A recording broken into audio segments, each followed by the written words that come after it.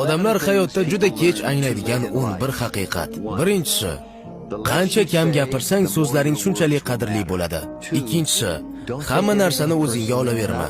Odamlar sen o'ylaganchalik ko'p o'ylashmaydi. Uchinchisi, muammolarga e'tibor bersang muammolar ko'payadi. Imkoniyatlarga e'tibor bersang imkoniyatlar ko'payadi. To'rtinchisi, hozir qanchalik qiyin bo'lmasin, bir kun ortga qarab, aynan shu sinovlar hayotingni yaxshiroq tomonga o'zgartirganligini tushunasan. Beshinchisi, hayotingga kirgan har bir insonning sababi bor. Yo ular seni hayotingni o'zgartiradi yoki sen ularni hayotini. Oltinchisi, hech qachon yangi narsani sinab ko'rishdan qo'rqma. Faqat bilgan chegarangda yashasang, hayoting zerikarli bo'lib qoladi. Yettinchisi, bir lahzaning qadrini u xotiraga aylangandan keyingina chinakamiga tushunib yetasan. Sakkizinchisi, minnatdor bo'ladigan narsalarga e'tibor berishni boshlasang, yetishmayotgan narsani kamroq o'ylaysan. To'qqizinchisi, agar o'zingni boshqara olmasang, kelajagingni ham boshqara olmaysan.